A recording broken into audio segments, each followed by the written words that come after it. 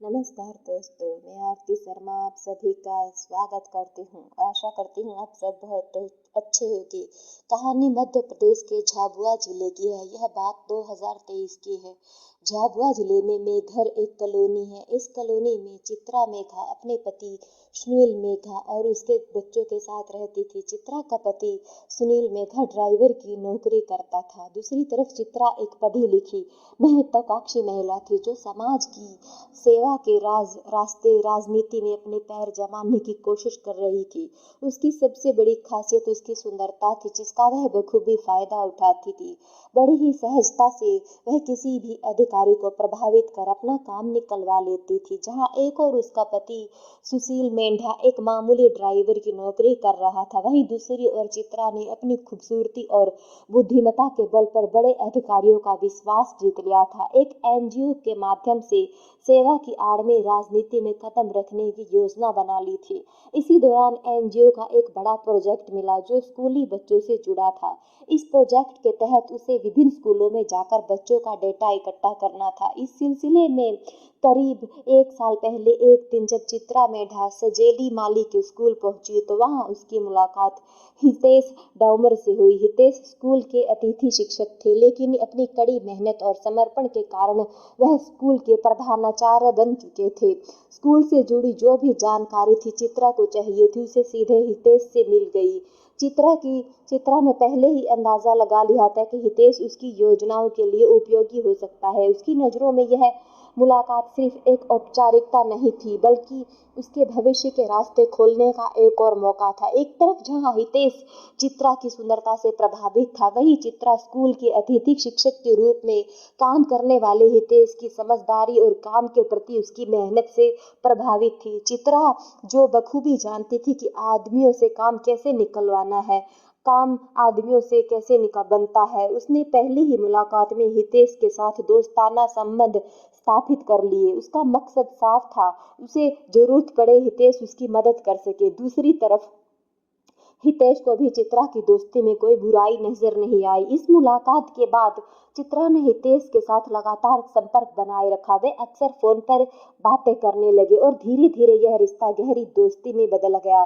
चित्रा ने सिर्फ हितेश को अपने घर बुलाना शुरू कर दिया, बल्कि खुद भी उसके घर आने जाने लगी। उसके बीच यह बढ़ता रिश्ता अब न सिर्फ कामकाज तक सीमित था, बल्कि एक व्यक्तिगत दोस्ती में बदल चुका था। उस समय हितेश 29 साल का नवयुवक था, जबकि 3 बच्चों की मां शादीशुदा चित्रा 39 साल की थी हो चुकी थी। लेकिन धीरे धीरे चित्रा के बिंदास स्वभाव से आकर्षित होने लगा था। चित्रा ने देखा कि हितेश उसकी ओर ध्यान देने लगा है, तो उसने भी उसमें रुचि दिखानी शुरू कर दी। थोड़े ही समय में उनकी दोस्ती प्यार में बदल गई और एक दूसरे में सुकून और खुशी ढूंढने लगे। हालांकि हितेश को डर था कि अगर उनकी दोस्ती के बारे में चित्रा के पति सुनील को पता चल गया तो वह रिश्ते का विरोध कर सकता है। जब उसने यह बात चित्रा से कही तो चित्रा खिलखिलाकर हंस पड़ी। उसके हाव भाव एक अजीब सा आत्मविश्वास था। उसने कहा, सुनील, तुम सब कुछ भूल जाओ और यह मुझ पर छोड़ दो। चित्रा ने यह भी साफ किया कि सुशील उसके बीच कभी नहीं आएगा, क्योंकि मैंने उसे बोलने की इजाजत ही नहीं दी है। हितेश को चित्रा की बात पर हैरानी हुई। उसके पति सुशील उसके रिश्ते के बारे में जानकर भी चुप है। चित्रा ने कहा कि जब सुशील आएगा तो वह सब कुछ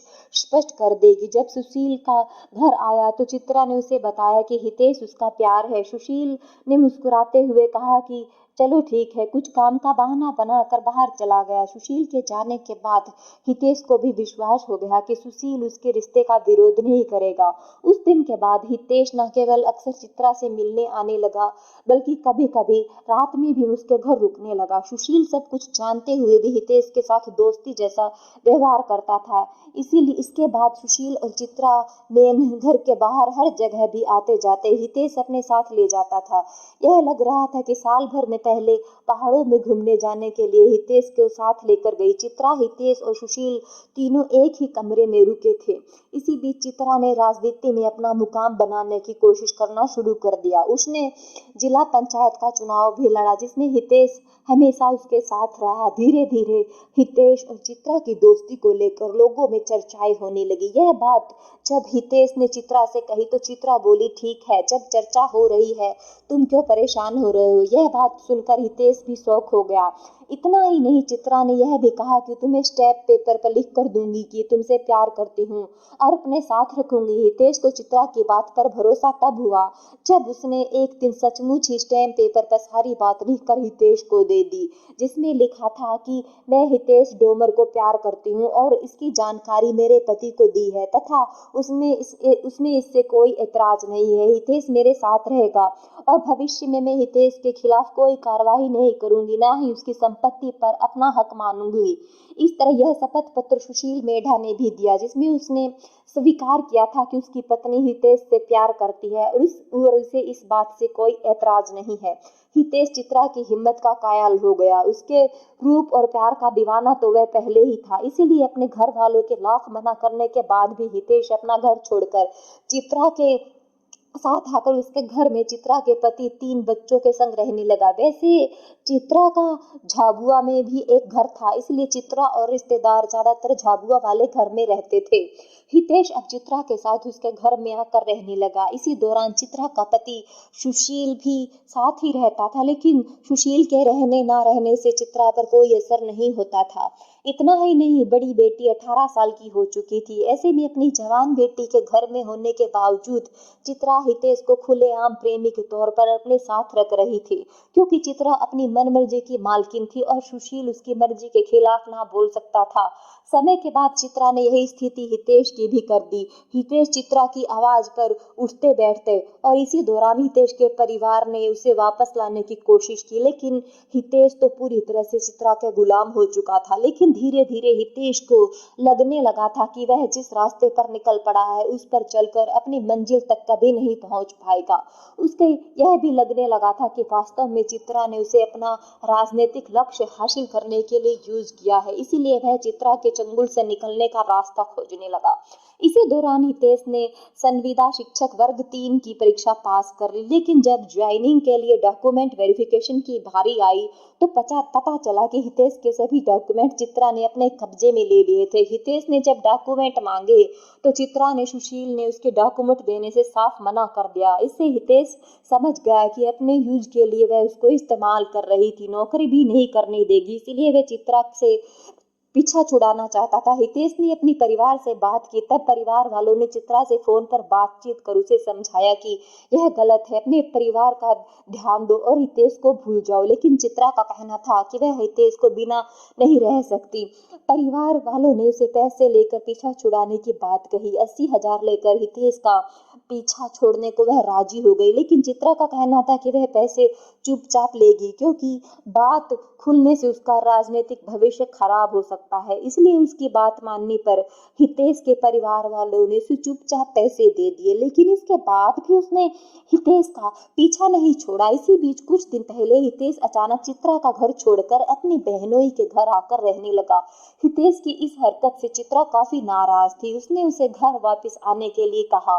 11 जून के दिन हितेश अपनी बहन बहनोई और भांजे के साथ एक रिश्तेदार के घर मुंडन कार्यक्रम में शामिल होने गया। वहां पर चित्रा भी अपने पति सुशील और एक सहेली सुमन के साथ आई हुई थी। हितेश उसके बहनोई ने वहां चित्रा को देखा तो वे कुछ दूर खड़े होकर उसका वहां से जाने का इंतजार करने लगे, और जब चित्रा अपने पति के साथ वहां से चली गई तब हितेश और उसके बहन बहनोई कार्यक्रम में शामिल हुए। लेकिन वास्तव में चित्रा हितेश को देखकर जानबूझकर कुछ देर के लिए कार्यक्रम से निकल गई थी। वह जानती थी कि उसके जाने के बाद हितेश अंदर आएगा, इसलिए थोड़ी देर बाद वापस आकर सुशील और चित्रा ने हितेश उसके बहनोई से झगड़ा शुरू कर दिया, धमकी देने लगे। कार्यक्रम खत्म होने के बाद एक मोटरसाइकिल पर हितेश अपने परिवार के साथ आदर्श कॉलोनी की तरफ जा रहे थे। मोटरसाइकिल हितेश चला रहा था।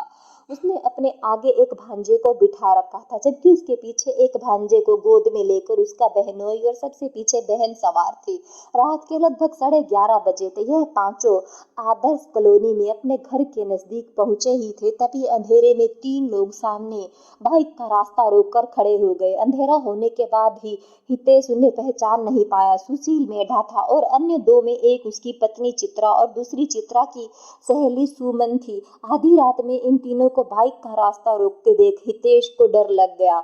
पहले मुंडन कार्यक्रम में भी यह तीनों हितेश को मिले थे और दरअसल हितेश और उसके बहनोई को बाहर निकलने पर देख लेने पर धमकी दी थी। सुशील हितेश ने अपनी बाइक को ब्रेक लगा लिया था, लेकिन इससे पहले कि बाइक रुकती, सुशील मेढा ने सीधे चाकू से एक बार हितेश के सीने पर वार किया। बाइक पर सबसे आगे हितेश ने अपनी भांजी को बिठाया था, इसलिए चाकू भांजी को ना लग जाए, इस प्रयास के दौरान हितेश को बैलेंस बिगड़ गया और चाकू लगते लगते बाइक का संतुलन भी बिगड़ जाने से लगभग सभी सड़क पर गिर गए।